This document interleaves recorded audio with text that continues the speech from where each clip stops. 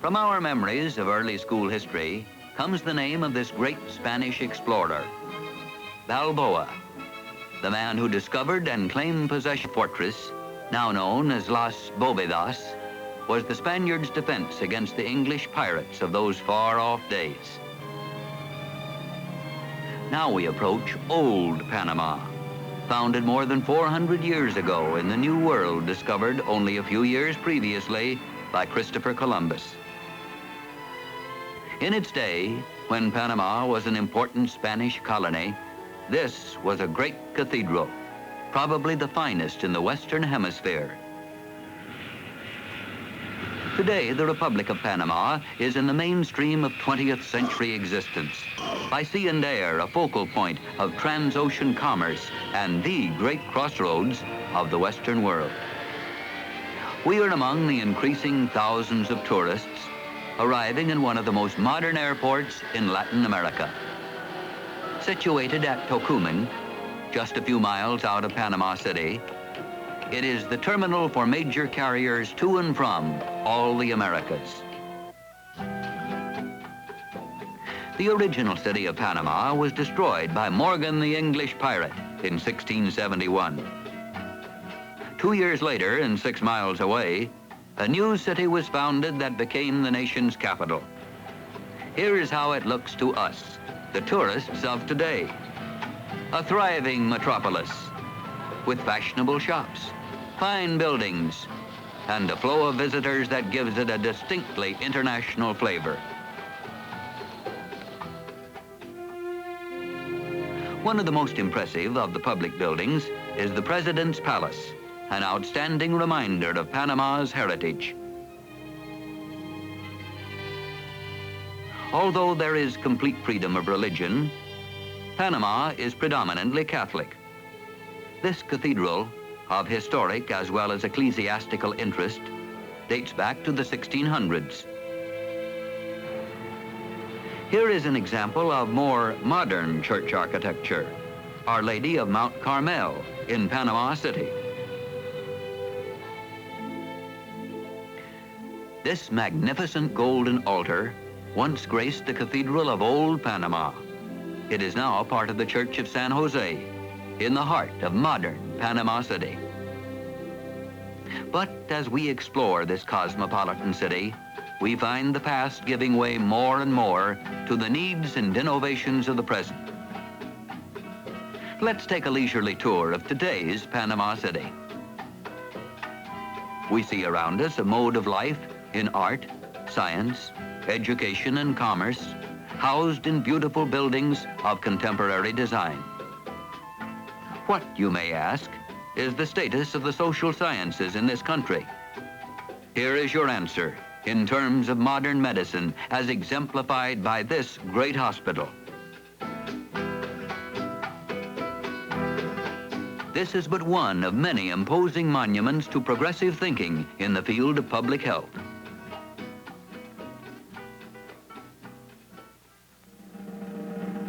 Love of country and pride in its accomplishments go hand in hand with Panama's system of free and compulsory education.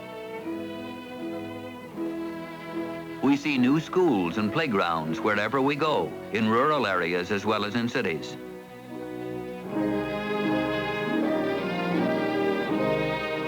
This splendid university campus tells the higher education story in terms of some 5,000 students and a curriculum that encompasses the entire range of advanced study. But Panama is particularly attracting tourists from all over the world. As for accommodations, where could you do better than this luxury hotel? It is but one of several that offer everything, from air-conditioned rooms and gourmet meals to tropical gardens and elaborate swimming pools. Panama is a real tourist delight, with pleasant weather almost all year round and with accommodations to suit every budget. Here it's fun in the sun at the crossroads of the world. We have ventured indoors for a look at Panama City after dark. This, of course, is a dice game in one of Panama's plush casinos. Here's another and perhaps more stylish form of gambling. You recognize roulette, of course, the so-called Wheel of Fortune.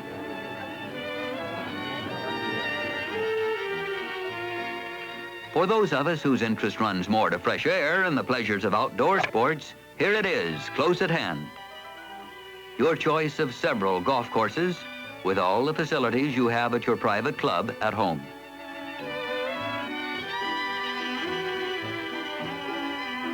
The Panamanian waters of the Pacific are ranked by many international sportsmen as one of the world's greatest areas of saltwater fishing. Fishing enthusiasts come here from all over the United States and South America. You go out to sea in diesel-powered fishing boats, and in a short time you are in the center of the world's finest deep-sea fishing grounds.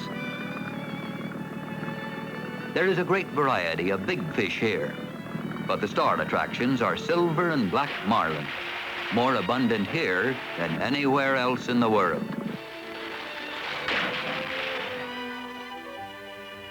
Here's a sample catch of the big game fish taken out of these waters. We have gone a few miles out of Panama City to take in a sport popular the world over. We're at one of the most modern horse racing tracks in all of Latin America. Racing is held here weekends the year round and on certain holidays. The sport of kings, and the thrill is always the same.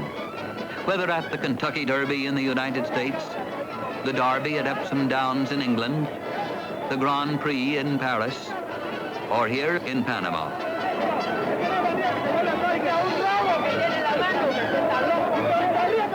The drive for the finish line, for the winner's circle, for gold and for glory. One of Panama's finest resorts is the island of Toboga, less than an hour by boat from Panama City. This idyllic spot reminds one of the more fabled islands of the South Pacific. Here, where no automobiles are allowed, there are really excellent tourist hotels. The daily visit to the village post office is a ritual among visitors to this attractive island of quiet charm and pleasant climate. This is truly a vacationist paradise. And for those who are inclined toward aquatic activities, Toboga is indeed a real attraction, now being enjoyed by travelers from all over the world.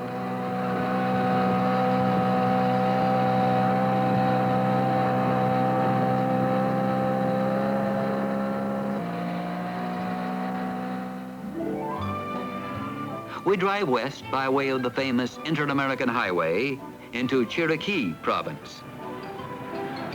A short side trip takes us to the village of Oku, its atmosphere long to be remembered by visitors to Panama. We are fortunate to be here at the time of one of Panama's religious festivals, many of which take place during the months of January and February. This particular procession honors Saint Sebastian. Now we're traveling through Panama's farm and cattle country. There is an investment of more than $100 million in Panama's cattle industry, raising beef and dairy herds. Cowboys here are called vaqueros, and they do the same kind of ranch work as their counterparts in the United States. But notice one big difference in the breed of cattle, predominantly Brahman. Along our way, we visit another very pleasant settlement, the village of David, reminiscent of an old western town somewhere in Arizona. The center of activities for both resident and visitor is the Hotel Nacional, built in the style of the Spanish hacienda. This is indeed a picturesque setting in the heart of the Panamanian highlands, known as Little Switzerland. Here in the Chiriquí Highlands is a favorite vacation area for city dwellers and for visitors to Panama. Bananas are grown throughout Panama, and are listed as one of the country's chief export products. The plants are cut down to harvest the fruit since they bear only once.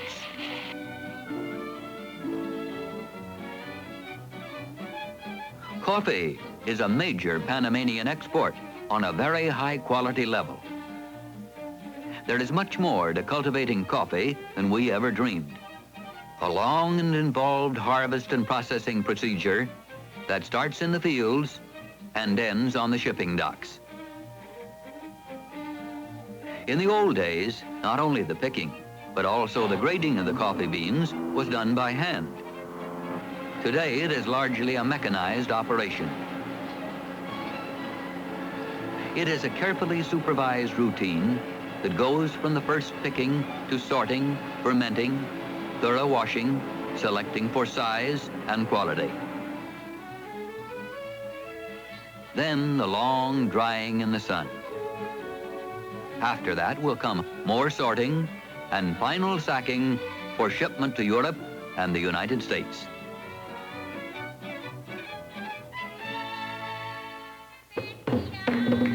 This is our musical introduction to the dance. And here it is, a charming aspect of Panamanian folklore. This is El Torito, the dance of the bull. It's a mock bullfight with a brave paper bull and a lovely lady bullfighter. Note these magnificent native costumes. The montunos of the men and the polleras of the women.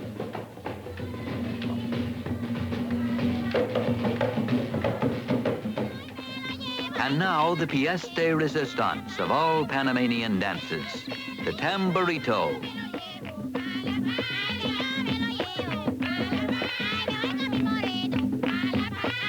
The music has a compelling and pulsating beat for onlookers and performers alike. The tamborito is Panama's national dance. Its origin goes back centuries to the primitive dance of the slaves brought here by the first Spaniards. Through the years, however, the original jungle gyrations have been modified to the graceful rhythms of today.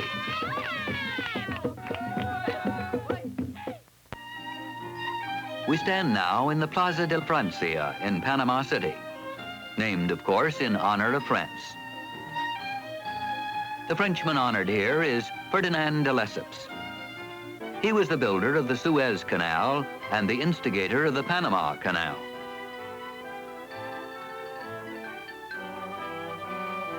The administration building, flying both Panamanian and United States flags, is in the city of Balboa, located in the Canal Zone. This magnificent new bridge of the Americas unites the east and west sections of the isthmus. This is also a connecting line for the great Inter-American Highway. We are going on one of the world's outstanding tourist trips, the 50-mile voyage through the Panama Canal. In transit from the Pacific to the Atlantic, or vice versa, ships must be lifted to a higher level. Here at the Miraflores locks is the first step of that upward climb on the Pacific side. The closing of the gates, the filling of the locks, everything is supervised from the control towers. The rise to the upper chamber is by a kind of water elevator that lifts the ship, or lowers it if bound in the other direction, from one level to the other. All ships except the very smallest are towed through the canal locks by these powerful electric locomotives known as mules. The movement is very slow. Every safeguard taken to ensure both locks and vessels. It's a high-precision operation, often as we see here, with a side-to-side clearance of only a few inches. Every foot of the way is under constant check from the control tower, from the mule operators, and the canal pilots. Although lock canals had been in use throughout the world for many years, there had never been anything like the size of the locks at Panama. Much of the mechanism had to be originally devised and invented to fit the magnitude of this two-lane ocean liner passage. Here at the two-step Miraflores locks, a ship is given a total lift of 54 feet. This raises it to the level of Miraflores Lake, where the mule tow ends. The ship then proceeds across the lake under its own power, headed for the next lift at the Pedro Miguel locks. Here, ships are raised a third time, in this case, 31 feet. The Pedro Miguel locks provide the final lift, up to a total elevation of 85 feet, en route from the Pacific to the Atlantic terminal of the canal. This point is the end of the trip for the mules as the ship leaves the Pedro Miguel locks.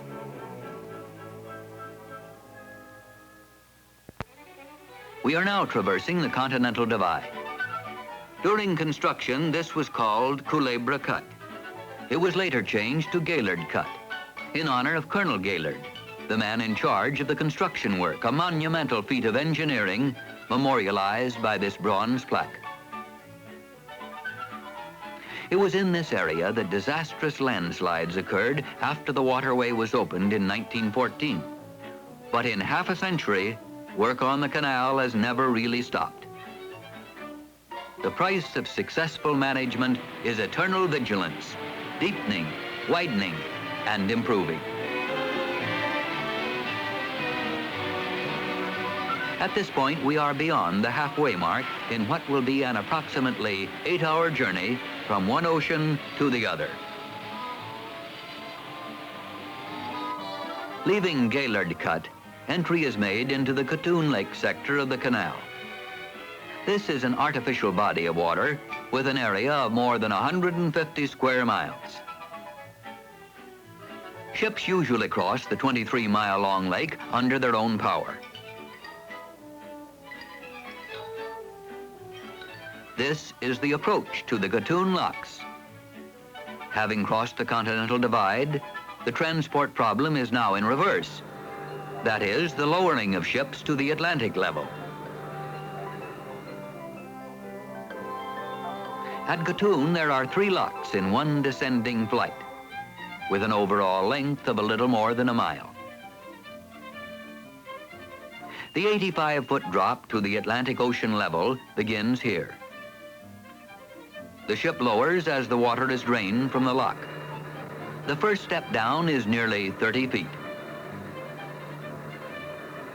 Number 2 lock has opened to receive our ship for the next step down. We move along into the next full water chamber. The lock gates close behind us, and we are again on a water elevator in a descent with so little discernible movement or disturbance that we are hardly aware of it. Then into the 3rd lock for the final step down. Again, the lock is drained, and before we know it, we're at sea level, Atlantic side. And again, the mechanical mules become part of the operation for the ship's tow through the narrow lock channel.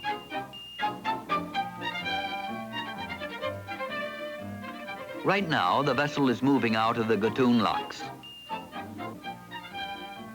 Cleared of the mules, it moves under its own power, en route to the city of Cologne at the Atlantic entrance to the canal.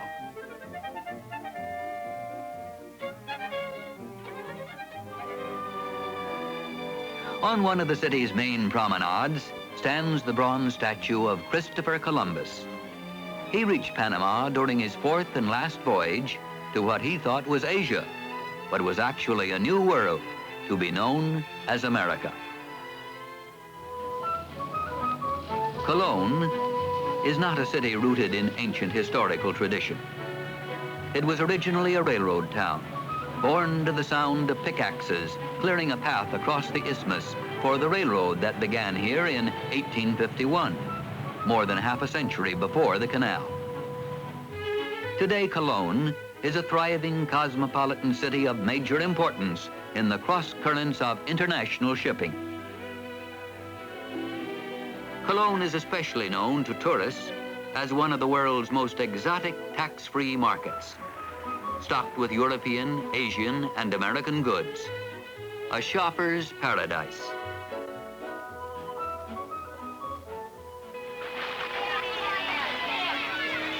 On the San Blas Islands, off the Atlantic coastline, the sea is as much a part of life for these Kuna Indians as the land they have inhabited for centuries, before the arrival of white men from Europe. Women are the dominant power in this primitive society, the mother and daughter with greater importance than father and son, but altogether a charming and friendly people. The designs of their hand-woven costumes, known as molas, appliqued stitch by stitch, tell ancient tribal stories of life and love. Uninterested in modern progress, they prefer a way of life pre-Columbian in origin. But they are pleased to have visitors from the modern world, and on these islands we see customs, traditions, ways of work and play, little change from a form of Indian civilization that flourished here in prehistoric America.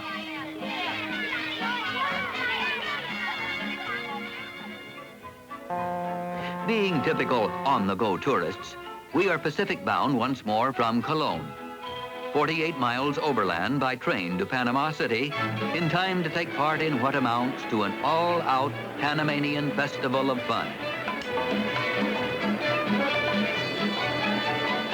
This is fiesta at its colorful best, complete with gorgeous and highly imaginative floats.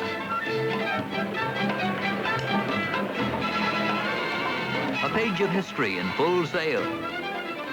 It's everybody's holiday time, some as active participants, others enjoying themselves as onlookers. The volatile Latin American bongo and guitar motif, a cargo of pretty girls and handsome men, with a queen of song and dance, including a warm and gracious salute to us, spectators and admirers.